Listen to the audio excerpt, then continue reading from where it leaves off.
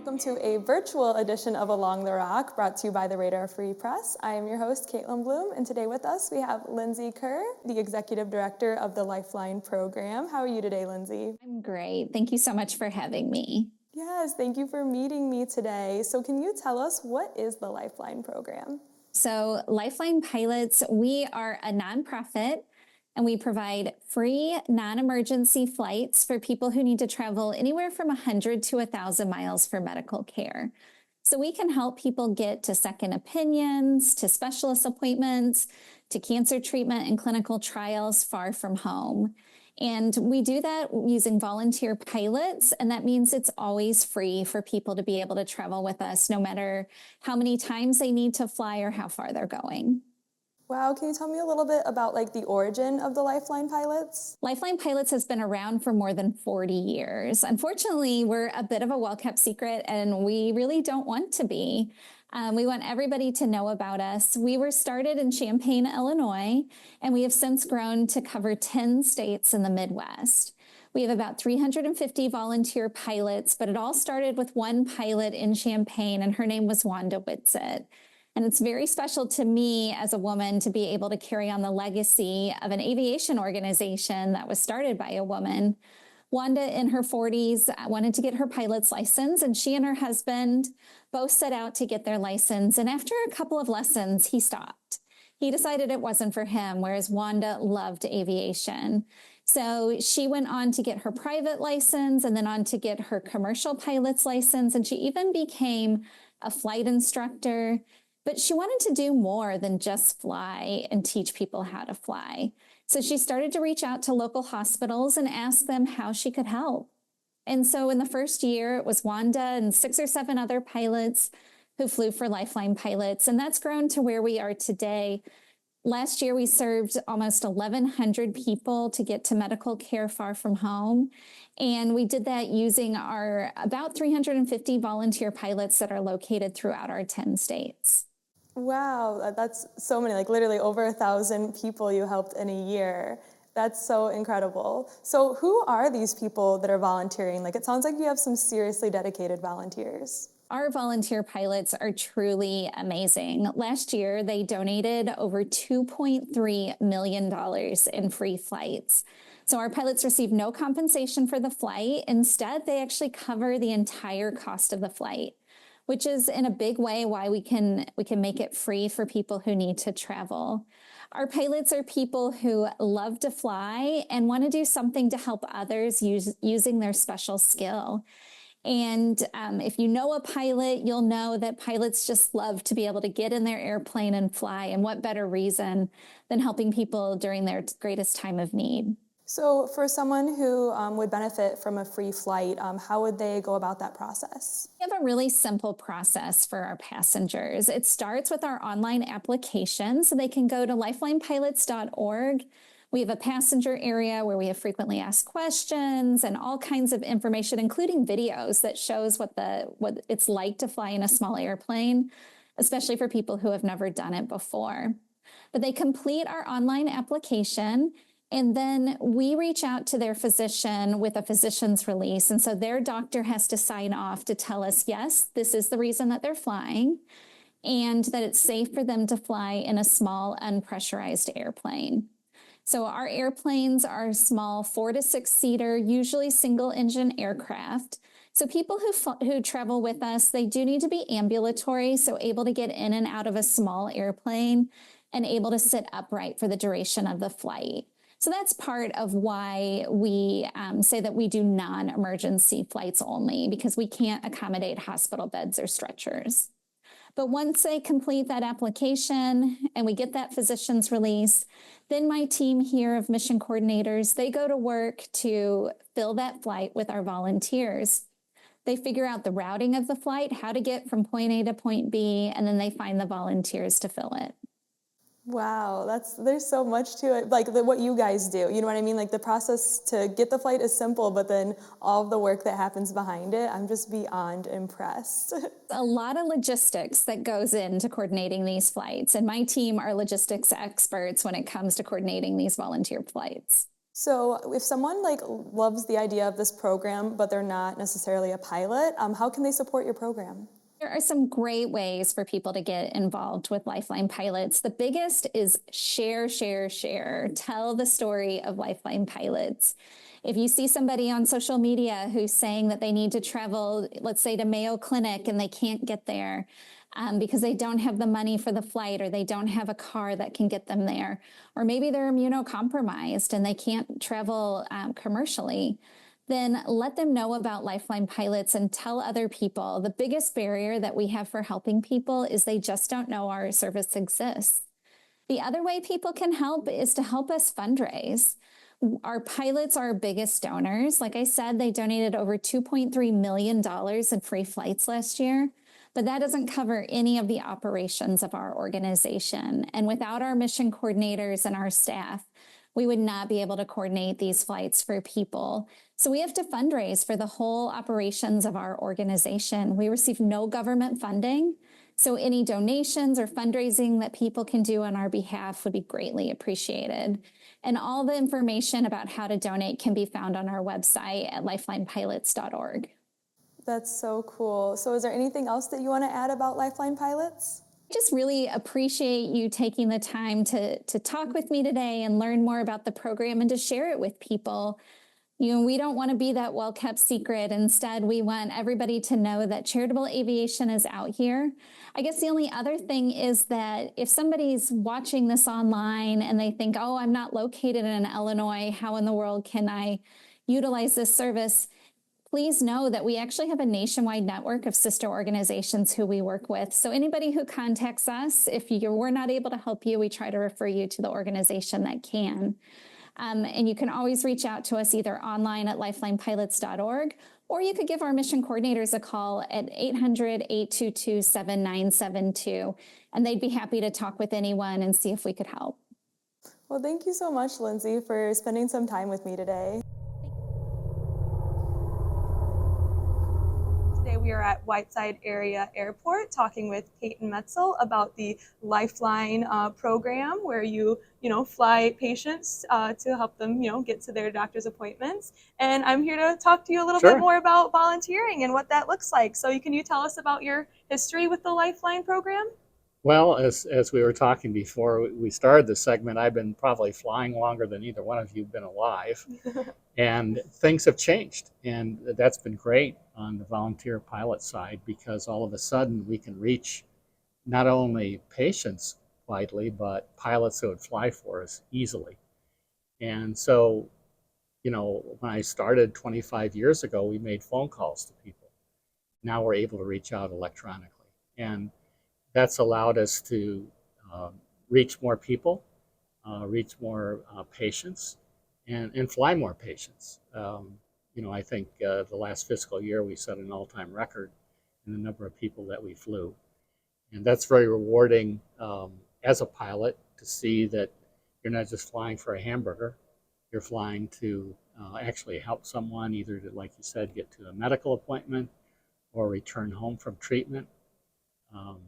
It's probably the most rewarding flying that anybody will ever do. I think that. So how did you get started with the program? Like Well, you said, I know you knew the, creator I knew Wanda, yeah. and people ask me that question. I'm sure that Wanda was the influence. Some of the other board members were alums of University of Illinois, where I attended, and they knew that I was a pilot.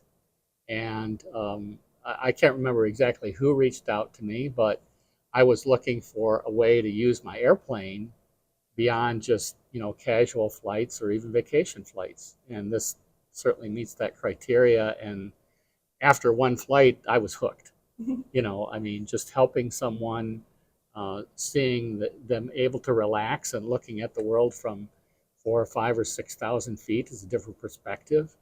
And actually, I think a lot of them forget, how ill they might be, or how ill a person might be, and it takes them kind of on a magic ride for that hour or two that you fly them.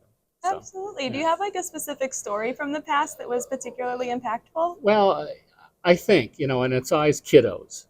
A young mother and her son, who could not have been more than 2 or 3. and he was going down to St. Jude for treatment of childhood leukemia. And the whole flight, he was just giddy looking out the window. I mean, again, he forgot where he was going or why he was going there. And from then on, it was so easy for me to fly anybody that needed help. And that's what I've been doing for the past more years than I can count. But it's been just delightful. It sounds so rewarding. Oh, it is. It is. Like I said, it's the most rewarding flying any pilot will ever do, whether it's for Lifeline Pilots or any of the other volunteer pilot organizations around the country. It touches people, and it's like one person that you're flying, but it's family members that are touched and friends that are touched, because you think of the impact that one single person has on a lot of different people in their family circle. Yeah. So I know you're the chair of the safety committee. Can you tell me about what safety measures are taken? I know things have changed a lot since COVID. Yeah. COVID was really the impetus for us to gather and put together programs to handle that. And since then, we've faced other challenges. Waukegan is next to Lake Michigan, so there's always questions about should pilots fly around the lake or over the lake. And we've had it as a general policy, when at all possible, pilots should continue around the lake to stay within gliding distance of the shoreline should they have an engine problem. And that applies to single engines, and would not apply, of course, to jet aircraft that fly for us or turboprops that fly for us. But there's just an example a few days ago about a Cirrus who lost their engine over the lake. And the parachute in the Cirrus aircraft allowed them to float gently down, but they were still 12 miles from the shoreline. Oh, wow. So fortunately, the Coast Guard was able to reach them, and everyone had life preservers on, which was key, and all survived. But you can imagine other aircraft that don't have those advantages, that may not carry life vests with them, and it could be a totally different outcome. So that's something we've struggled with, because pilots are pilot in command, and they have the ability to make that decision to go straight across the lake. But we've tried to kind of mentor folks, and all you need is an example like this, and there's been several others that kind of highlight the reasons that we recommend going around the lake. Yeah. So are there any misconceptions about the program, or even just being a volunteer? Yeah, I think one of the misconceptions is that the pilots make money because they get reimbursed for their flight, for gas and maybe even maintenance. And that is not the case. Pilots, in fact, due to the regulations, cannot accept any remuneration for their flying. So it's all free to the patients and other passengers, and the pilots accept the responsibility for not only just maintaining their aircraft, but maintaining their own currency, but paying for all the expenses, whether it's fuel or tie down or other types of things. Now, those are tax deductible as a donation, like a financial donation would be made, but on your taxes, but it's certainly not a direct payment to the pilot. Yeah. So I know that other organizations have found ways to reimburse for fuel, but we've kind of elected not to do that because we want our donations to drive solely our mission of finding patients and making them aware of the service, and that's where the funds end up going. That's great to hear. I think it's just cool that the volunteers, the dedication to the volunteers. Yeah, well, like incredible. I said, when people ask me, well, why do you do it? And I say, well, let me sign you up, go through the minimal requirements of documentation and fly one trip and see if you can only limit it to one. Because after you do one, you'll look for more than one, you'll look for the next one. Many of our patients are repeat flyers with us that may fly 10, 20, even 30 times. And then you won't see them for a while, and you kind of get worried that, because many of these people have cancer and other serious diseases, but then they'll show up, for their 5-year checkup. Cool. Because of what we were able to contribute, that individual was able to go to Mayo or to Cleveland Clinic or down to Barnes in St. Louis or what have you or like I said, St. Jude's for treatment. And it's very rewarding to see those types of outcomes. And I know you're on the board of directors. Can you tell me like what that is like to contribute, you know? Well, I mean, this is more of a strategic position. I mean, we look ahead to what Lifeline Pilots is going to look like in 5 years, and what do we need to do to increase the number of missions that we fly. Craig Horrigan recently joined the board about 2.5 years ago and drove the strategic planning process that we now enjoy. And we regularly update that on a quarterly basis, and every couple of years we refresh that. So it's really at that level that the board operates. It doesn't get into the day-to-day detail. I mean, you've talked to Lindsey already. I mean, she is just golden for our organization since she's joined, 5-6 years ago, and really turning Lifeline Pilots as I knew it over the past 25 years into a totally different organization. There's a lot more participation from the board members. We get input from all of the pilots, a lot of input from the people that fly with us, so that we can find out what we can do better. Because we are a service organization, just like staying overnight or flying someone with an organization. You want to know how your customer service is, and we're good at getting at that. So, and Lindsey's really driven that. Oh yeah, she is great. Yeah, I had a great conversation with her. Yeah, super. So, do you mind if we take a closer look at your plane? Absolutely, let's do it. Sounds great. You're familiar with Mooney since your grandfather had one. They all have the classic, as they call it, backward-facing tail. This is a 1989 airplane. I've had it since 1993, so I've gotten comfortable with her. I've been to both coasts, Florida, Bahamas, Minnesota, kind of covered the country. Not all the states. There's still some in the Southwest and in the Northwest that I haven't been to. That's still on my radar. How many does it seat? It seats the pilot plus 3 passengers. But that can be misleading because it's really the useful load that's important. And in fact, the payload, including the fuel, is only about 500 pounds if you have full gas. The weights of the passengers and the limitations of the baggage, that goes in that little hatch just behind the rear. It doesn't hold a lot, less than an old VW Beetle. So a couple of overnight cases is about it. I typically fly with a couple of people, and so plus myself, I'm right around 500 pounds, which is the max. But unfortunately, sometimes there are families that want to go. There might be the patient and both parents. That can be tricky in this airplane. So fortunately, we have within Lifeline Pilots quite a variety of different aircraft that would be able to take on more weight. And it's about 180 miles an hour in cruise, 185. 10 gallons an hour, and there's enough gas in there to sit for 6 hours if you want to.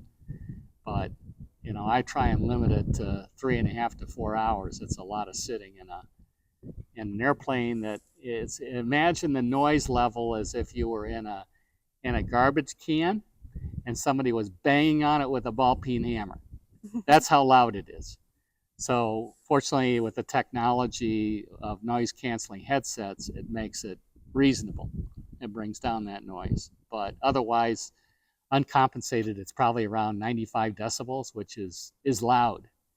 And would really be unsustainable if you tried to do that without a headset, any kind of a headset. Well, thank you, Peyton, for meeting here, flying all the way here to meet me today. All 40 minutes. I want to say thank you to our listeners and to our production crew as well. And remember that the Radar Free Press is free, so we do rely on those likes, shares, and comments to keep us thriving. And if you want to see more videos like this, check out theradar.online.